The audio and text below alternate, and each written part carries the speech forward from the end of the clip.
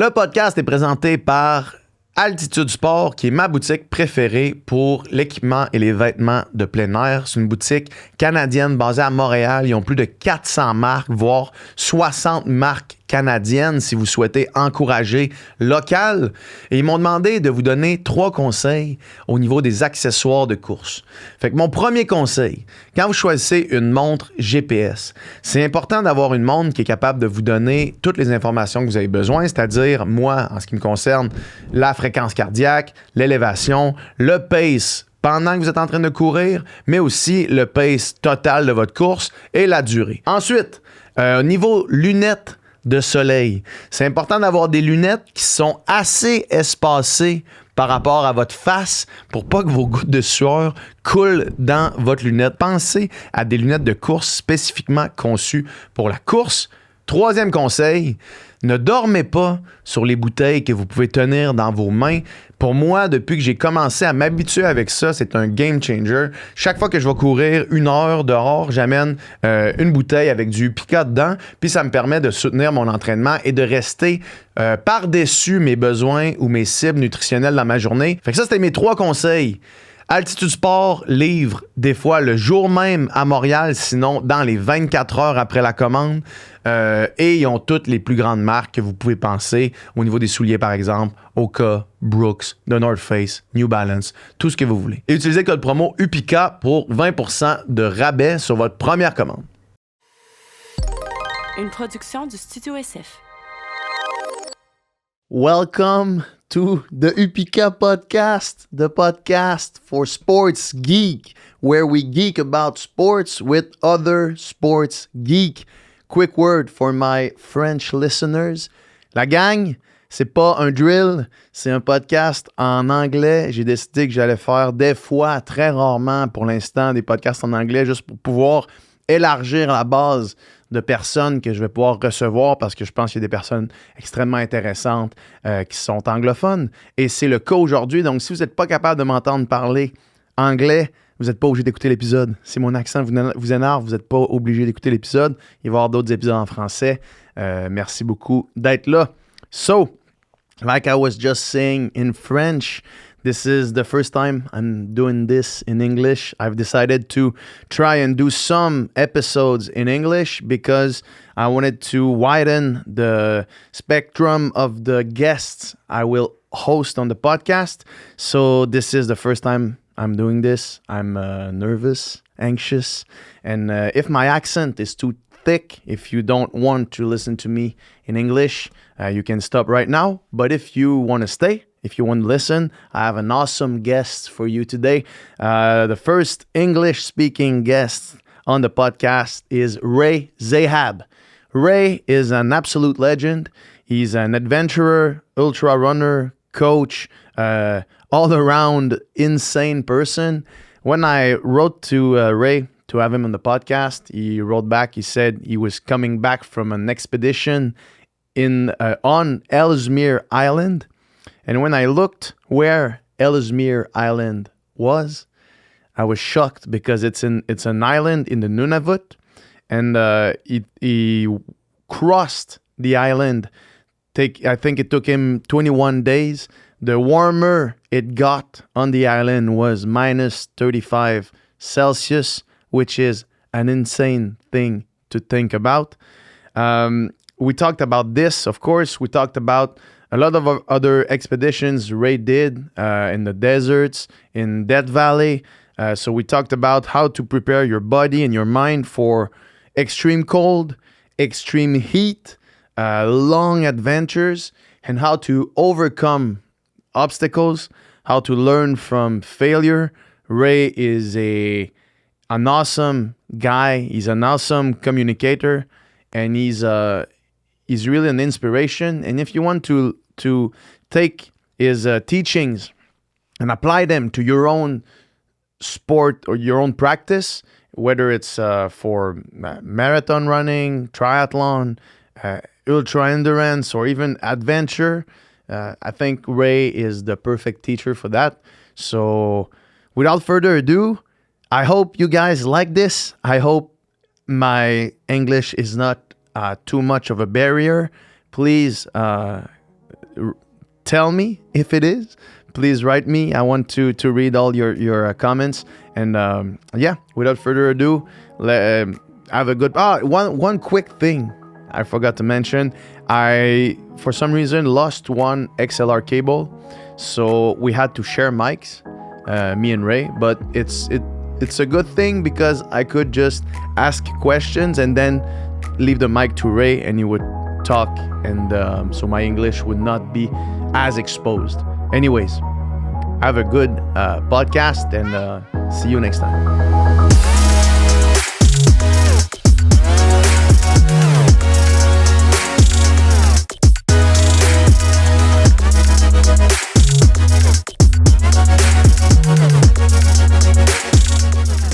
Speaking of audio, we're recording right now.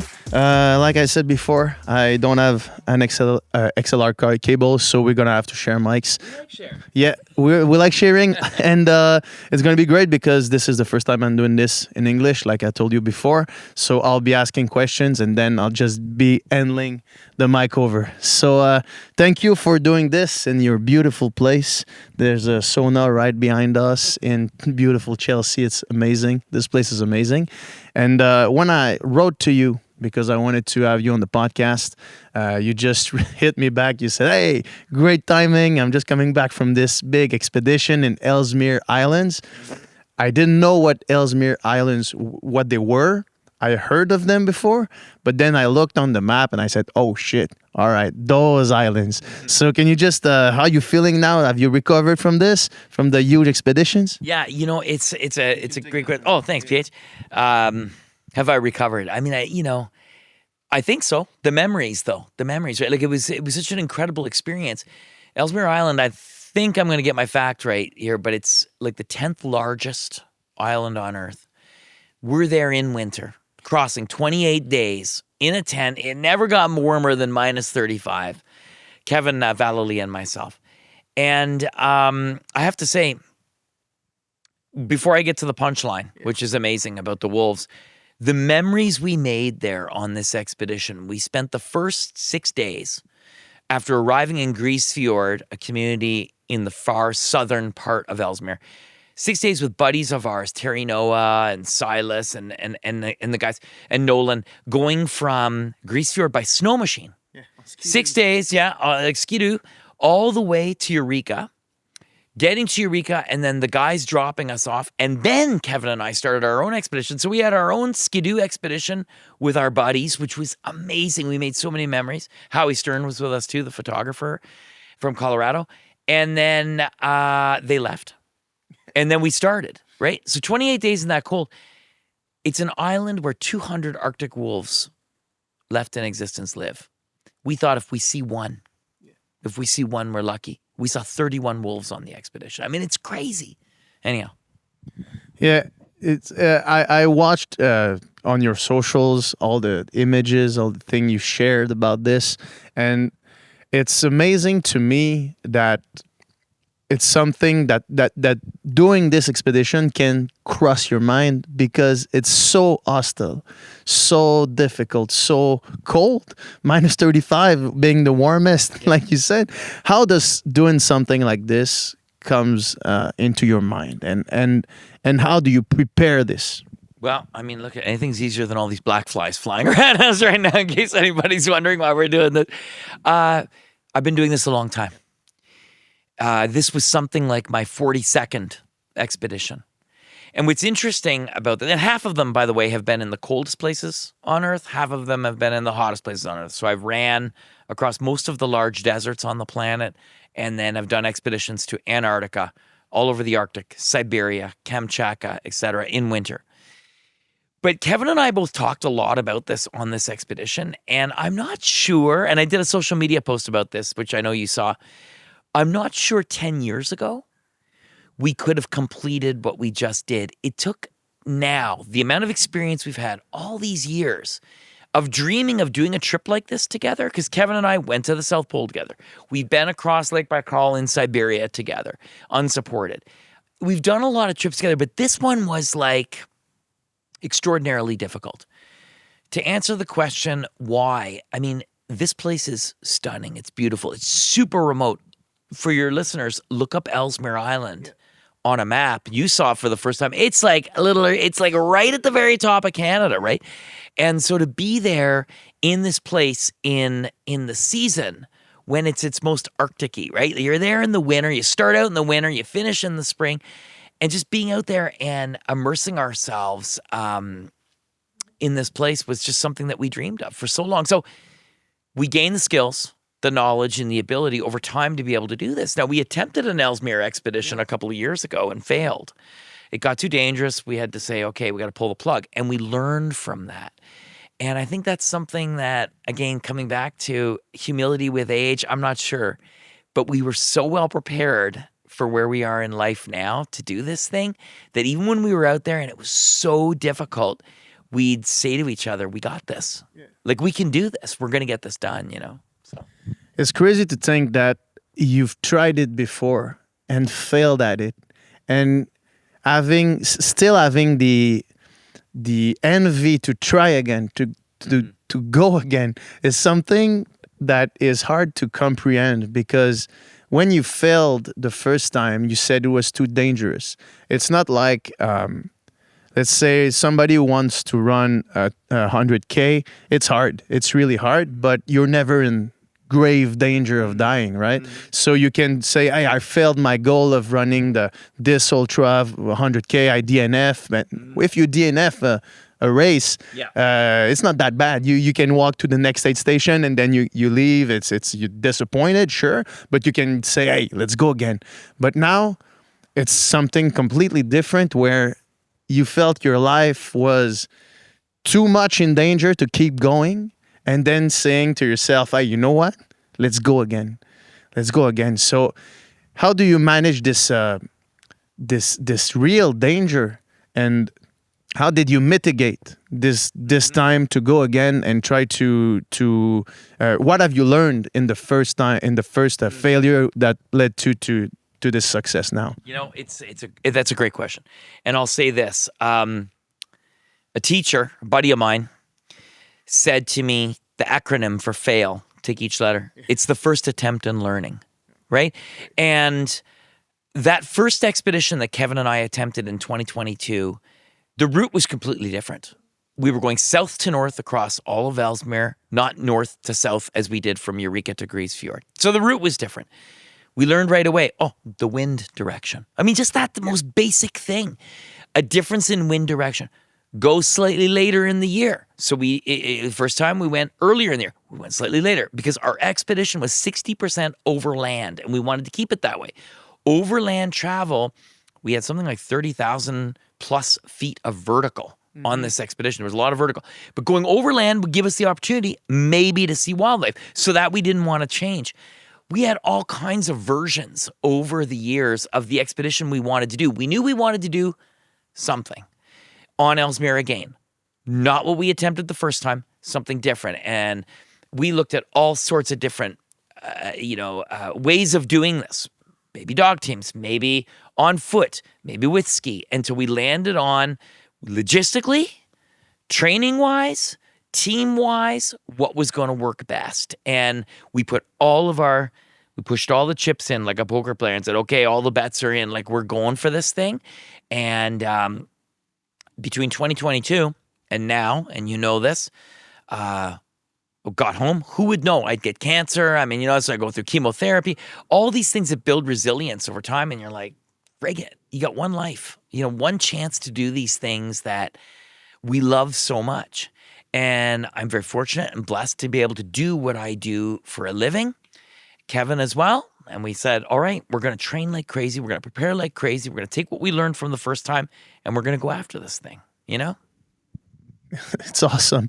It's awesome to just reflect on what you just said, and then having in my mind the images you shared, and I'm sure like what I can see on social is not representative of the real experience you had, because I'm like, when you take a camera and you try to film something, it's never as you experience it. And then if you put that plus the emotions that come out of exhaustion, of pushing yourself to the absolute limit, the high must have been so high. But were the high during this expedition as high as the lows were lows? Amazing question again. Yeah, you're absolutely right. I couldn't have said it better. When you're on those highs, when things are going well, I'll distill it to the simplest of stories. We knew we had 25 days of food. It took us 28 days to do the expedition. So for 3 days, we had to ration food at the end. But we knew that might be a possibility. So from the beginning of the expedition, any extra food we didn't dispense, we saved that food. We carried it with us. We said, we might need this in the end. We needed it in the end. Okay. You're out there a couple of days as we were reaching one of our overland crossings coming out of Eureka Sound, this big open sea section. The snow got very deep because there was a blizzard in the days before we started the expedition, which deposited snow like crazy over the entire route that we would be on. And we thought, oh shit. Like we're trying to pull the sleds. You're minus 40, minus 50 with the wind. The snow is like daggers. It's so cold. Nothing's gliding. We killed ourselves to get 10 kilometers in a day in this deep snow. And we're like, the math doesn't add up.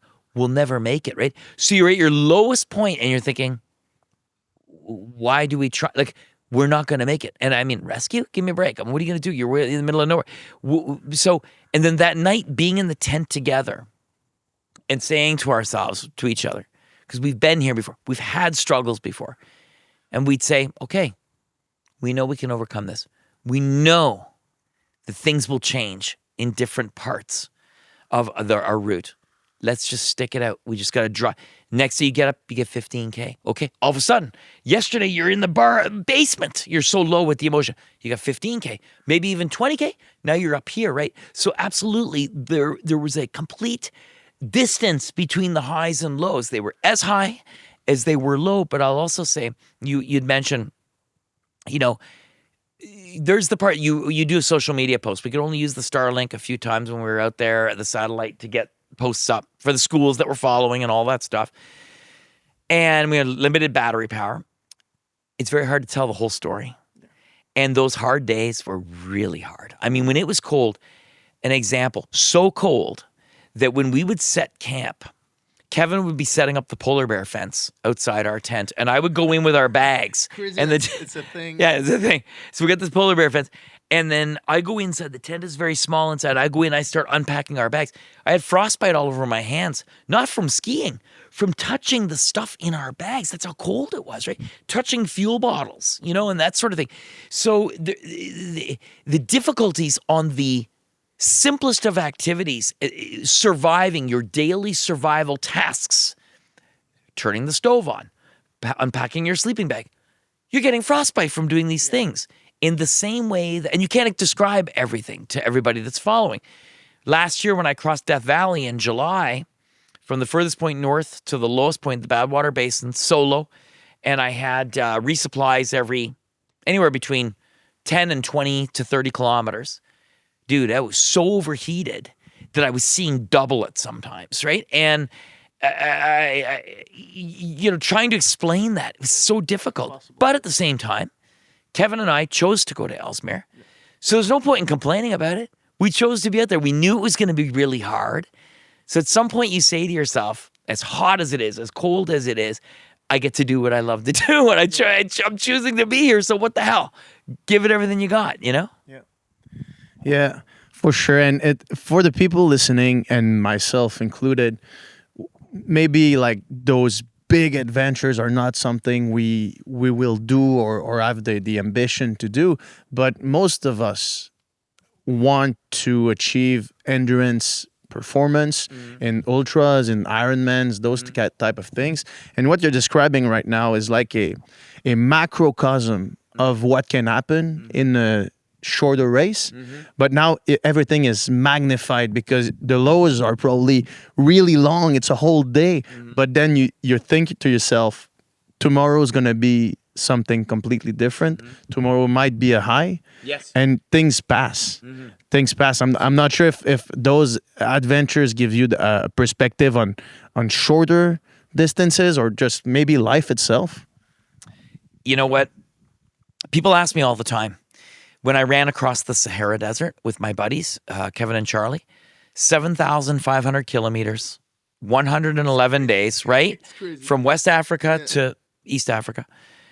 Coast to coast. What was it like when you reached the Red Sea? 111 days later. What was it like? And I said, the exact same feeling I had the first time when I started running. There was a buddy of mine, his name was Pat. And I said, Pat, I want to do an ultra marathon. I don't know how to run. I know how to run, but I mean, like, teach me about running, right?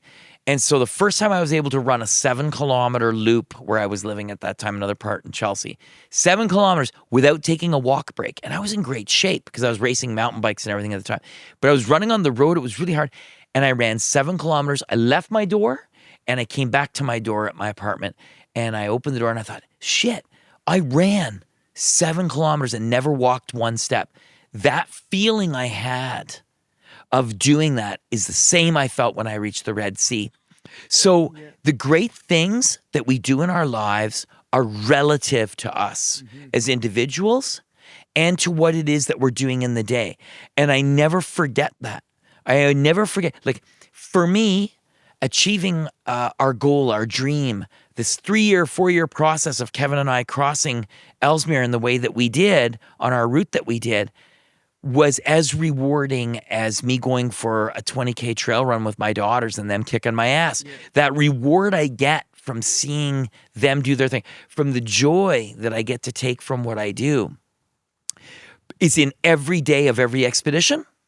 It's in the entire expedition, and it's a lifelong thing. Do you know what I mean? Yeah. Since I changed my life from a guy who used to smoke a pack a day, and as many people do, and that run ultra stuff, to becoming someone who's healthy and living life outside from 30 onwards, ever since that change in my life, that's how I look at things. That's the perspective I take. So every day is equal. Yeah. You know what I'm saying? Yeah. You just take the good days. Yeah. For the people, everybody listening to this is already past a certain point of interest in endurance.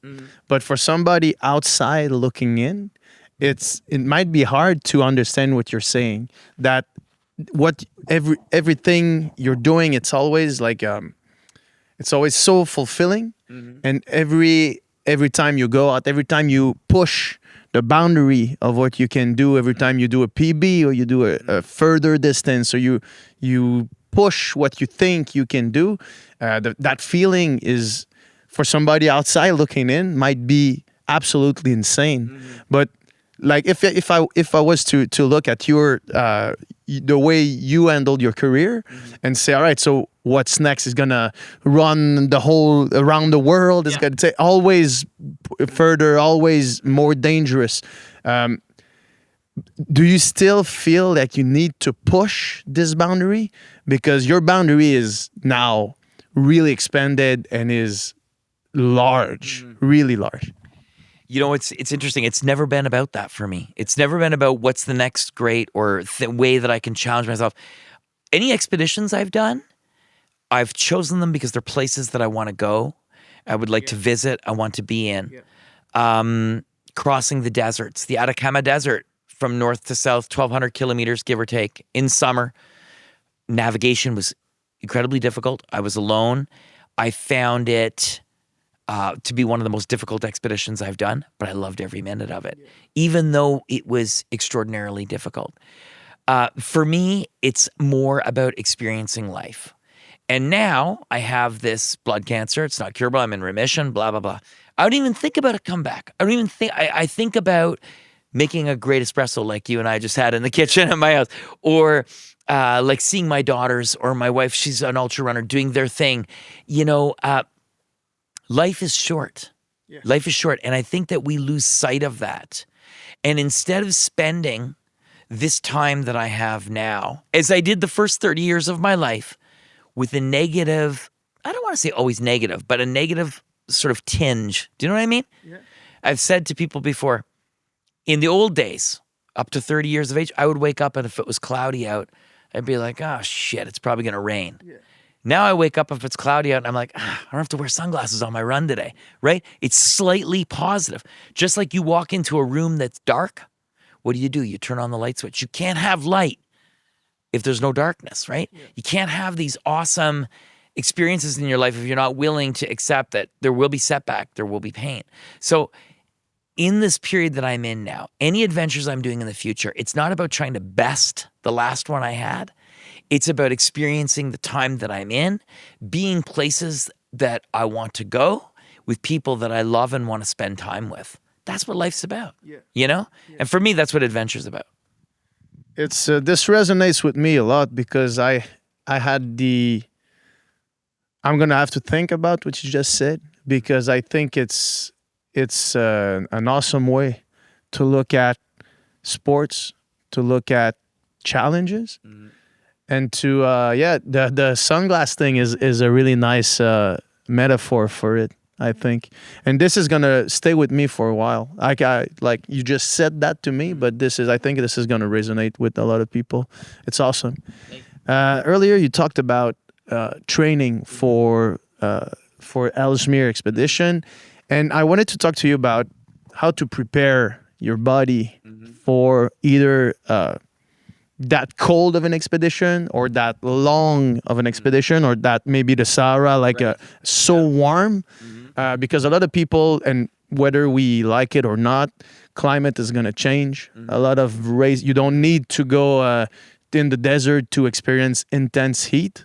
Maybe the heat will be crazier in the desert than it will be in Quebec, but the summers are going to get warmer. Everything like the events, the triathlons people are going to do, the ultra trail, the marathons, it's always going to be warmer from now on. This is like the coldest summer of the rest of our life, like they say. So heat acclimatation, weather acclimatation. Yeah, Coldest summer of the rest of it. That's very interesting. you can bounce off of that if you want, because it's something I said, and I think to myself every time there's a heat wave, always I have this anxiety that fills me up. Like right now, this is the first heat wave we're experiencing this spring. But every time I think to myself, wow, this is gonna be the coldest one for the rest of our life, which is insane to think, right? So anyway, climate is gonna be a real factor in a lot of people's performance or challenges. So how do you prepare first off for the cold? And then for the warmth. Okay. So, first of all, I want to say, like you mentioned, I've lived in Quebec 20 years. Yeah. No, 25 years I've lived in Quebec. And I've seen a dramatic change, obviously. My friends in the United States or in other parts of the world, they ask me, what's it like where you live in the summer? They think it's snow sometimes. I say, no. I've been to the Amazon many times. I joke on social media. Sometimes I make posts when I'm out running. I say, back in the Quebec jungle. Because it's like literally like you want to know what the Amazon jungle feels like? Come and run in the trails in Quebec in the middle of July or August. That's the Amazon jungle. 100% humidity, 35 degrees Celsius, feels like 40, 45, and you're just engulfed in vegetation. Yeah, there's more vegetation than there used to be. There's more. So it's very interesting from that perspective. Okay. Heat and the way the world is changing and the anxiety from it. And then I'll talk about the training. Yep. I've been in places like the Namib Desert. When I crossed the Namib Desert from South Africa to Angola, again, in summer, 1,850 kilometers there and in Death Valley. I've done 4 adventures crossing Death Valley in various ways, all off-road, where you feel the heat even more. I have felt heat so intense. In Death Valley, it was actually world record heat. So intense that my fingernails felt like they do when you reach into the oven to grab a pizza or something. I mean, you feel the heat. And I remember thinking to myself, this is not humanly survivable. It's not a matter of, oh, it's so hot, I think I'm going to pass out. It's like, no, this is not a survivable ecosystem that I'm in right now for the human body. We are not designed. There's something, I'll leave it for your listeners and for you, but look up I think they call it the wet light bulb effect or something like that. Wet light bulb? I think that's what it's called, something like that. People will correct it, but it's something like that. But it's there's a rate of temperature and humidity at which human beings can no longer survive.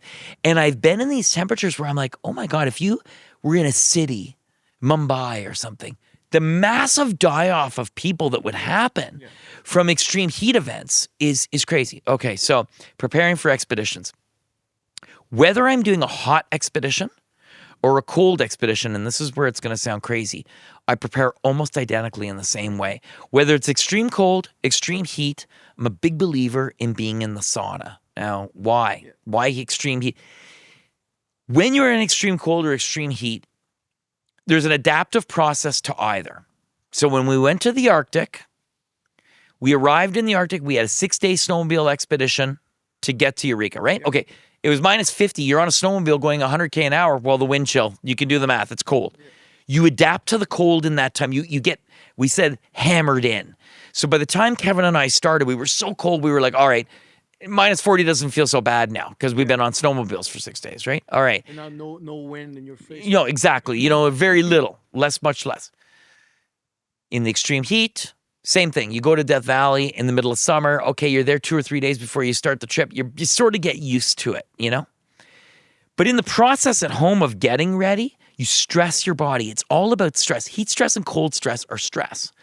And that's when your body will release more cortisol, stress hormone.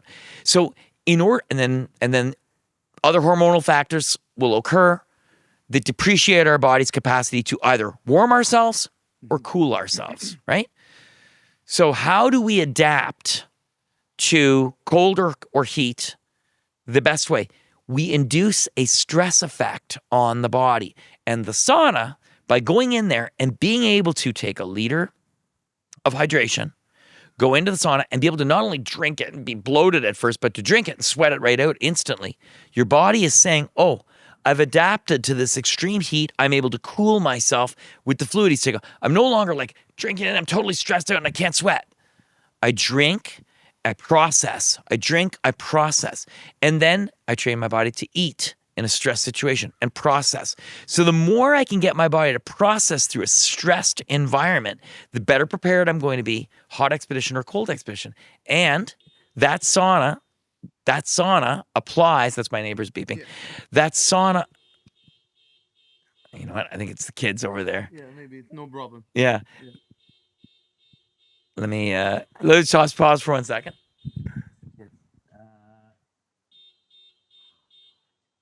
Hang on. I think we're fine. They're done.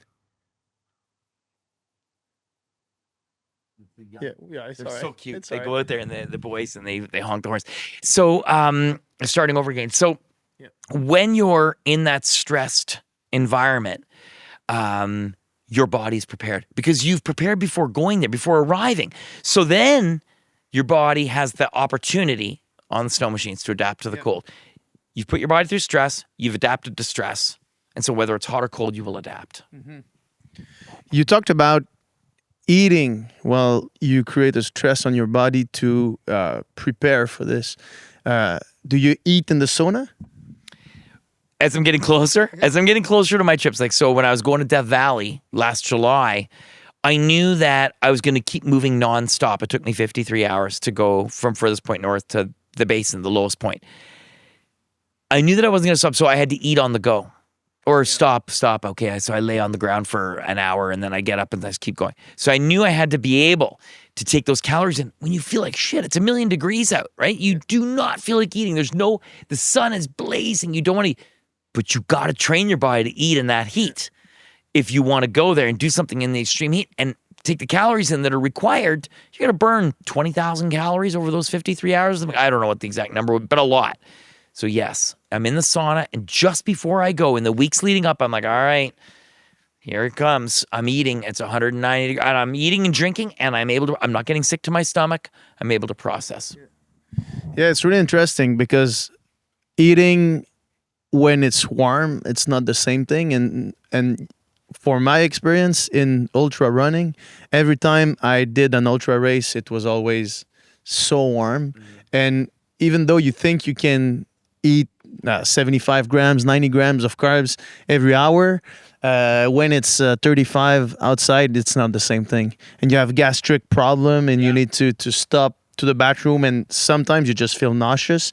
And even though in training you were able to easily eat enough carbs, but then with the heat, it's something completely different. And I'll tell you something. So it's also from a nutritional perspective.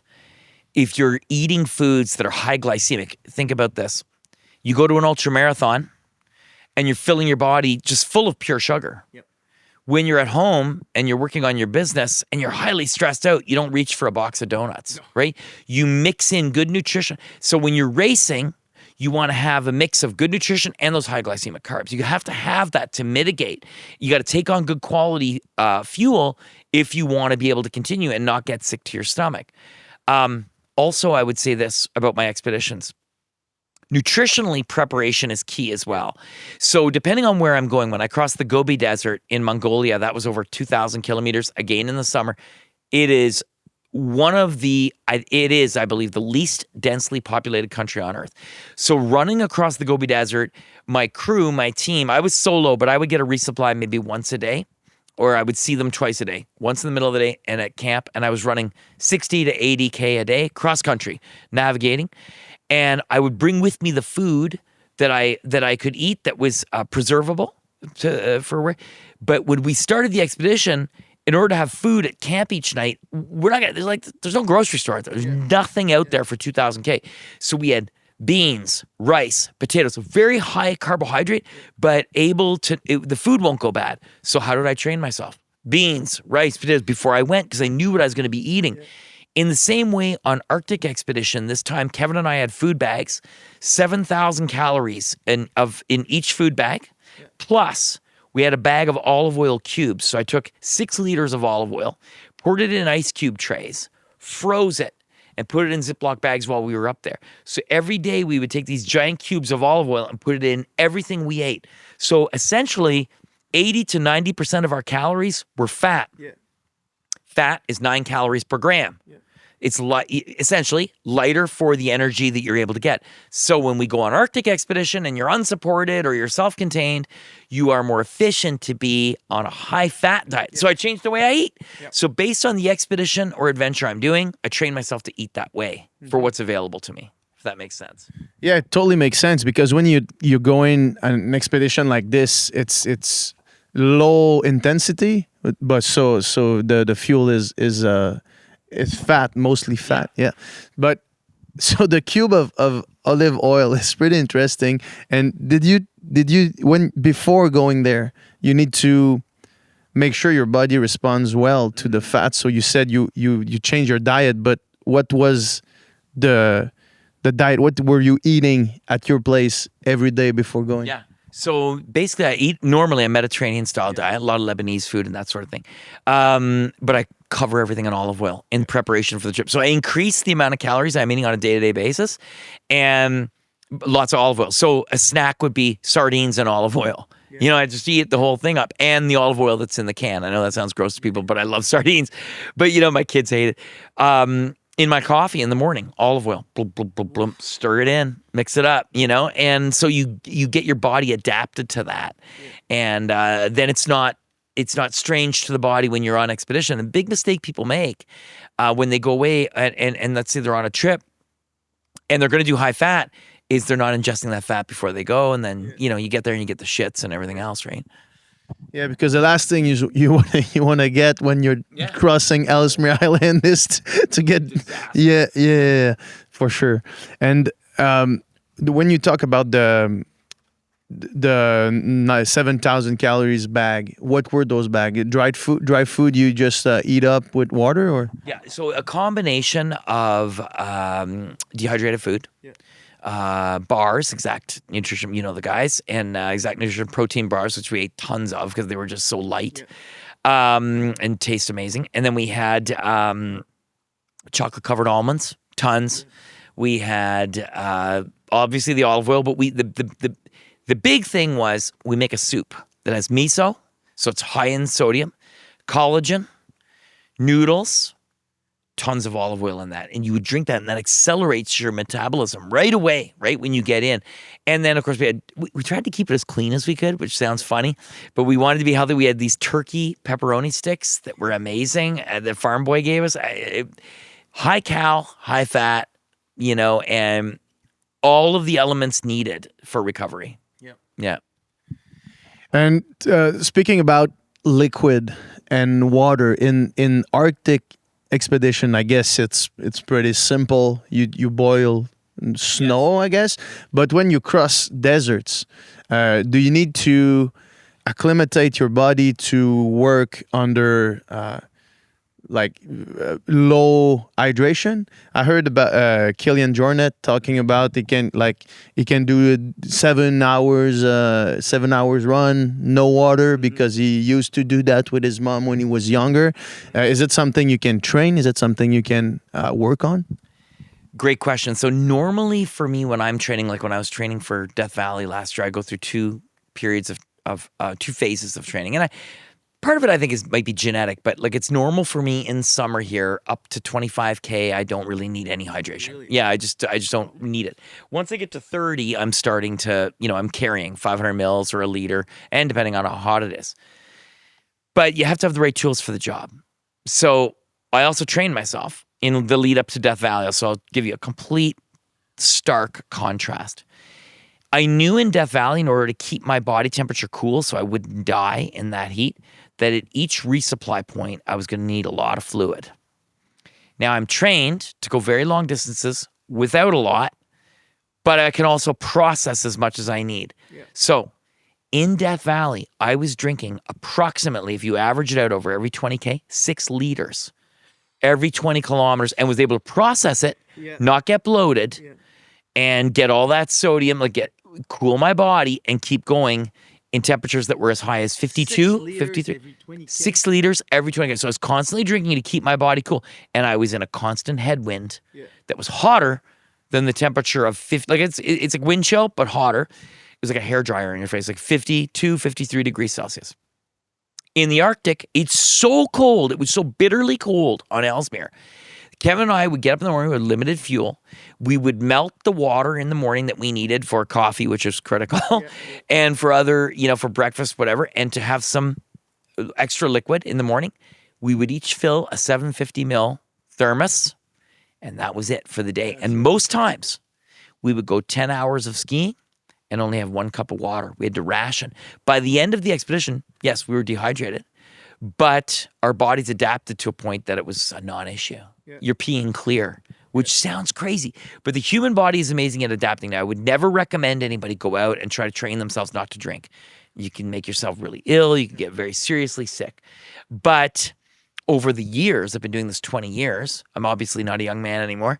Your body adapts to these crazy scenarios, right? And so, and as I said, I think genetics plays a little bit of a role in that.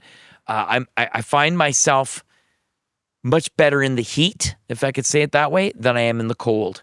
I adapt to the cold and I can do the cold, and I love the Arctic and my friends in the Arctic and everything else, but I don't like the cold. Yeah. But I got the right gear for it, right? Yeah, so anyhow. Did you weigh yourself before and after, let's say, the last expedition in Ellesmere? I have in the past, so I have a pretty good idea. And during chemo, they were weighing me all the time, so I have a very good idea what I weigh and what. And I would say we probably lost, each of us. Kevin's a bit of a bigger guy than me, but not much.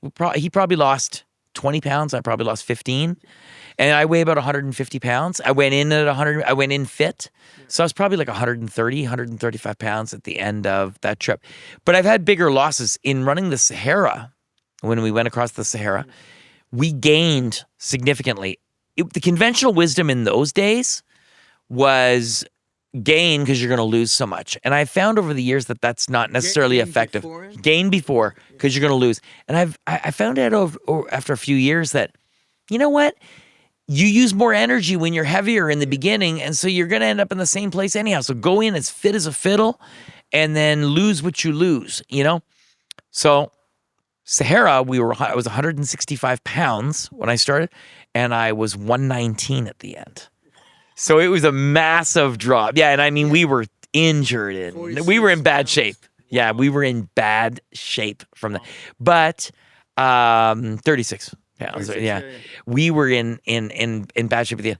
But I learned a lot since then, right? And nutritionally, we're more advanced, supplementation-wise, everything else. Training, strength training like crazy, put on that muscle mass.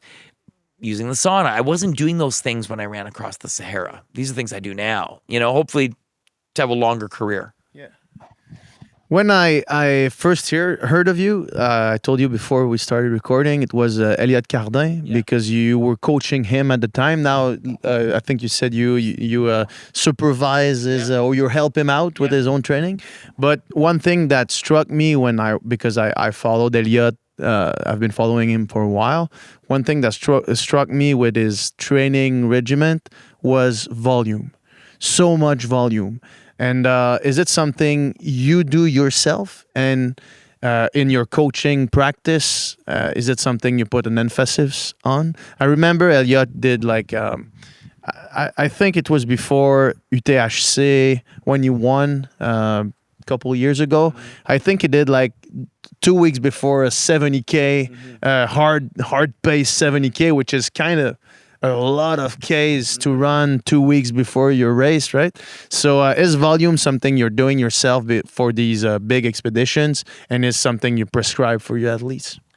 So I used to coach a ton of people, but as you know, I have my charity, Impossible to Possible, which I'm a volunteer in.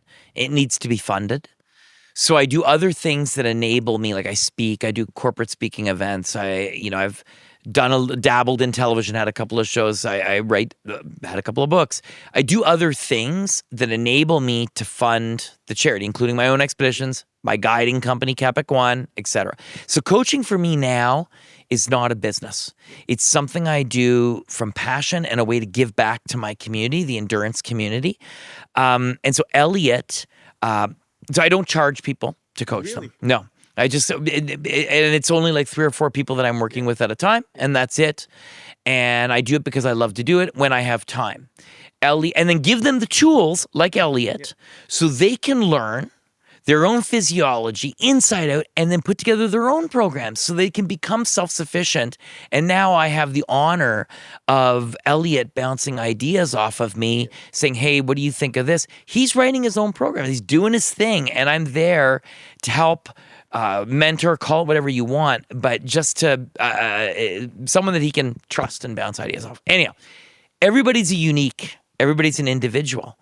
And getting a person from not being able to finish a race to the start line again, to a podium, if that's their goal, whatever their goal is, every program is unique.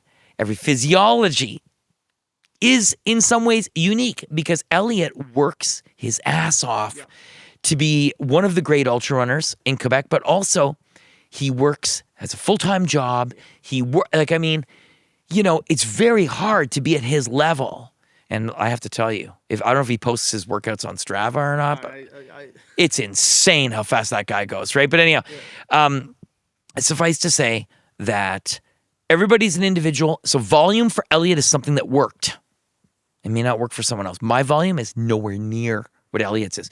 You know what a peak week for me is? 100, 120K? Really? I'm dialed, man. I'm dialed. I know that if I can get out there and mix it up in a 40K on trail, I'm ready to go on expedition. Really? I can do anything. Yes. Yeah. So we're all unique. There is not one cookie cutter program that fits everybody. Every person is unique, and finding what works best for that person is the key based on their life that they're living. So Elliot working full time, but also what they're able to give in volume and how their body responds. Yeah. Yeah, it's interesting because maybe I'm guilty of it being like this podcast, this platform I have, trying to give tips of everything I learned from conversations to conversations. And sometimes people can listen to all the content that's on the internet and try to copy what you hear because somebody did a great race, and then you hear about his training plan and then the Norwegian method and all of this. And I'm for sure interested in all of those things, but you need a coach, and you need to figure out what works for you. That's right. It's something I've learned during this past year, I think, because this is I'm gonna run the Ottawa Marathon, and whatever happens during the race, you can have a bad day, you can have a good day, but I'm at a level I've never been before, not even close. So I know everything I did worked, and it's because I've started doing a lot of my own stuff with my coach, with Charles Castonguay. We work together, but I've decided that this program I'm doing now is something that only I can do because there's a lot of swimming, and swimming for me is easy since I've been a swimmer my whole life. So I can book 3 times 4K swim every week, and this doesn't cost much on my energy level, but this is a great way to recoup, great way to recover, all of this. So I've developed my own program now, and what you said is perfect. There's as many programs as there is athletes. Yeah. And I encourage everyone listening to this to try and figure out what works for them. But I want to come back to what you said. You said, if I'm ready to run 40K, I'm ready to go. And this is something I kind of understood when I was doing ultra trails, is that at one point, it's not about can your muscles and can your legs run 125K, 160K. If you can run 40, you can run 100. Yes. What is the limitation then? If it's not about you need to run 200Ks every week to be able to run 160 at an event, what is the limitation, you think? So I've said this before. I've been quoted. People laugh when I say this, but any endurance challenge, ultra marathon, anything we take on is 90% mental. The other 10% is all in your head. In other words, it's a mental game. You physically know through experience, the more time you spend doing things, the better you get at it, and the more you learn about yourself. And when you understand yourself, you're truly connected to yourself, and you understand your own unique physiology, then you're able to do things that are limit pushing and boundary pushing. Couple of examples. The marathon. Yeah. You look, I remember a time when they said 2:08, it'll never happen. Yeah. And then people went 2:06. They'll never get under 2:05. They went under 2:05. The minute you start to remove the barrier, everybody sees what's possible. Look at ultra running. Killian removed the barriers, right? Courtney DeWalter removed the barriers. So now there's an entire generation of young ultra runners like Elliot and Champagne and so many others. You see what they're able to physically do, and I see their workouts, and I'm like, oh my God, I can't remember. I imagine doing that for 1 kilometer, let alone 100 kilometers. The most important thing or training advice that I can give to someone, and when I was working with Anne Champagne, and the same thing with Elliot when I first started working with them, learn how to breathe. Put the watch away in the beginning and learn how to breathe and listen to your body, listen to your breath, learn how to nose breathe. I learned that 20 years ago from a coach when I was ultra running, before it became popular, from Lisa Smith in the United States. She was coaching me and she taught me, she said, you gotta learn how to breathe through your nose, in and out through your nose. And I thought, what the hell are you talking about? She said, trust me. And it was so hard. But I learned through the process of breathing and running my footsteps, how to relax my body. If you're relaxed, you can breathe easier. You're using less energy. So you know what I'm saying? Yep. That one simple aspect opens up the potential of what you're capable of doing physically, mentally, and emotionally, makes it unending.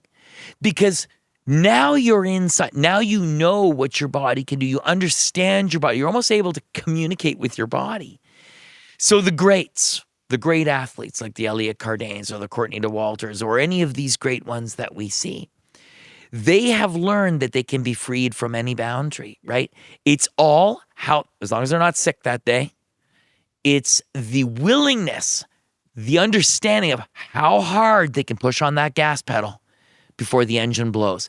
They can take their engines. You watch any of them, even Matt Blanchard, you watch them running, and you know or Jim Walmsley, they're running that engine so hot, right? And you say to yourself, how can they run so? How do they know they're not going to blow up? Yeah, because they know their bodies, right? And Marianne's another one. There's so many greats, right?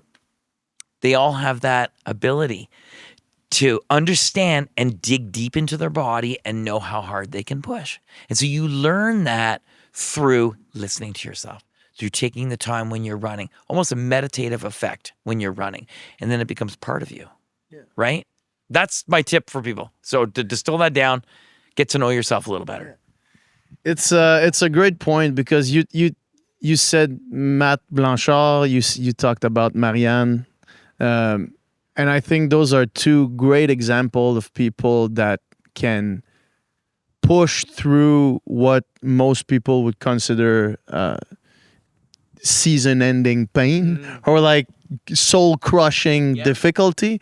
I have this memory of Mathieu when he came second at UTMB, and he was doing a podcast at the time, which if he allowed us to enter his preparation towards UTMB, and then his girlfriend had a recorder during the last aid station when he was fighting with Kilian for the first position. And he was talking to I don't know if you heard this, but he's talking to Alex, his girlfriend, and then he was just crying, saying it is so difficult because they've been attacking each other for the last 40K, 120Ks in. Yeah. And you hear it in his voice that this difficulty is something that most of us wouldn't even achieve or reach.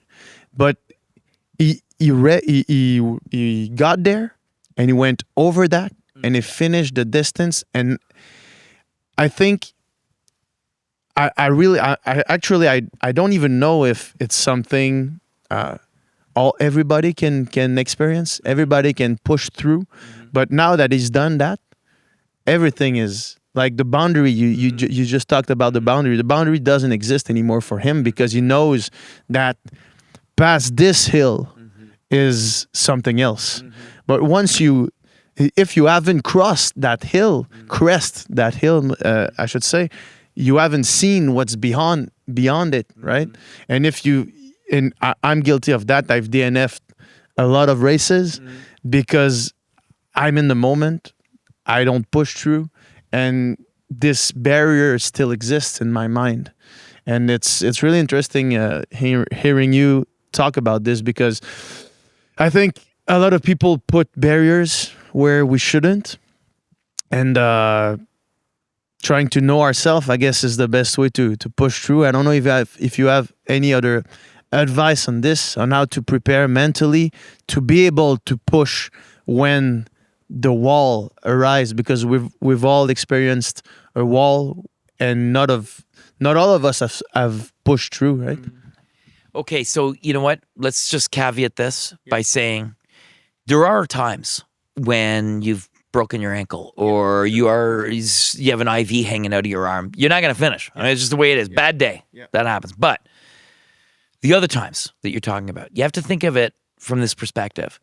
We are the gatekeepers. Nobody around us is going to get us across the finish line. Nobody can compel us to enter the race. In the same way that in life you have relationships that go bad, or this happens or that happens, no one makes you unhappy in your life. No one makes you angry in your life. You allow that person to make you angry, or you allow yourself to be sad and unhappy. At the end of the day, I know that sounds like ridiculously simplified, but at its core, it's the truth. And you own who you are and how you feel in that moment. In the same way that when I was going into 6 months of chemo and monoclonal therapy, I had a choice. I could sit on the couch and binge watch Netflix and, eat chips every day and whatever. And I could have, and I earned the right to, whatever, what the hell. But I chose, no, I don't want to go down that road. So I chose a way that I was going to deal with it, and I was going to continue doing stuff with my doctor's blessing. I would go out and do stuff and blah, blah, blah. And so I spent 6 months doing the best I could, doing stuff, traveling around the world and doing things during this period. When you're in that ultra marathon or that race or that trail race or the 5K, your first 5K ever, and the shit hits the fan and it gets really hard, in that moment, you ask yourself, hey, if I go any further, am I going to hurt myself permanently? If the answer is no, then that's completely up to you what happens after that. It's up to you. It has nothing to do with anything else. It's your decision. Are you going to take another step forward, or are you going to stop? It's a very simple, there's no complex conversation to have with yourself. Am I going to keep going, or am I going to stop? And if I'm going to keep going, okay, let's stop complaining. Let's just friggin' get through this. And then we'll do it for as long as it takes, time cutoffs and everything else, as long as you can, just get there. But if you decide it's over, then you can't beat yourself up for the rest of the year that you didn't do it. You know what I'm saying? Gatekeeper. You make the choice, you own the choice that you make, right? Unless it's something that is not overcomable, like an injury or something. If once you start, they say that a lot, negotiating with yourself. Yeah. If you shut the door as soon as the door is open, I guess that's the best way to do it. And you said for your ultra or your 5K, the example is good because the 5K, there's also that door that I don't know if you've run a fast K as fast as you can, but in between the second and the fourth kilometers, it's like you start asking to yourself, I should stop right now. Yes. I should lay down in the grass and this could be over like this. That's right. But if you shut the door as soon as it opened and you say nope, then it's your choice. It's your decision, and then you go to the end. And the crazy thing, because I haven't thought about this regarding a shorter distance like the 5K, but it's a good example because I've done that, a time trial, and it's the hardest thing I've done. It's so hard. It tastes blood in your mouth. It's crazy. But when during that 2K period where you don't see the end, but you're almost at the beginning, once it's done and you're in the last 400 meters, you're like, oh, I can't believe this is gone by. Exactly. It's over now. Exactly. And then you feel, hey, I'm all right. I'm still alive, right? Yes. Yeah. Absolutely. It's the same thing in an ultra marathon or a longer trail race. You feel like shit at the halfway point. There's no way you're getting out of that hole. And in the last 10K, you're running your fastest kilometers of the entire race. Why is that? When we overcome that barrier, it's a self-imposed barrier many times. When you overcome that, you're free. You're free to do. It's so funny you say that because, I feel that way every run. The other day I was doing a 10K tempo and I was like, oh, you know what? It was near my kids where they paddle the sprint kayak. I said, you know what? I'm going to bail out at the paddling club. I don't think I'm not feeling it today. And I ran past that spot. Okay, I'll go over to here and then I'm going to stop. I kept doing the same thing. It's normal. These are normal things to think. Killian Jornet, well, maybe not Killian, but any of the greats, they don't go out there and sure, maybe they make it look easy. It's not easy. It's never easy. It's never easy. My favorite one is, I love running up hills because it's easy. No, it's not. Yeah. Running up hills, walking up hills, crawling up hills. It's always hard going up hills, whether you go easy or you go hard. But that's why we do what we do, because we love the difficulty, right? So when you're in it and you're faced with that demon of wanting to stop, quit, you have to answer to yourself and you have to say to yourself, I go or I stop. Yeah. And then once you make the decision, that's the decision you go with. Yeah. This has been awesome, man.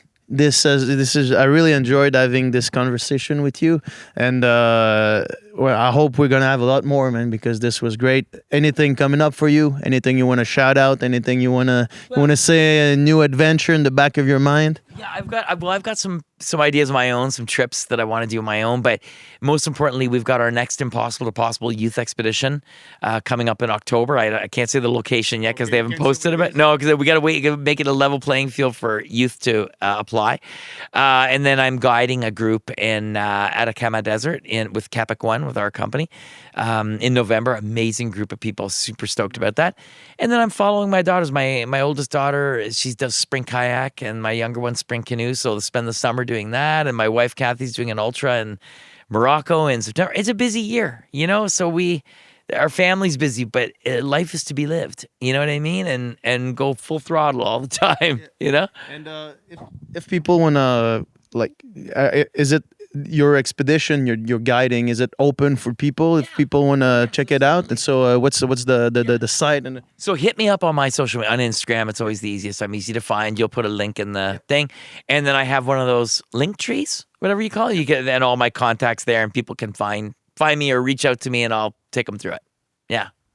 Thank you, man. It's been awesome. Thank you. Thanks, Yes. Paige.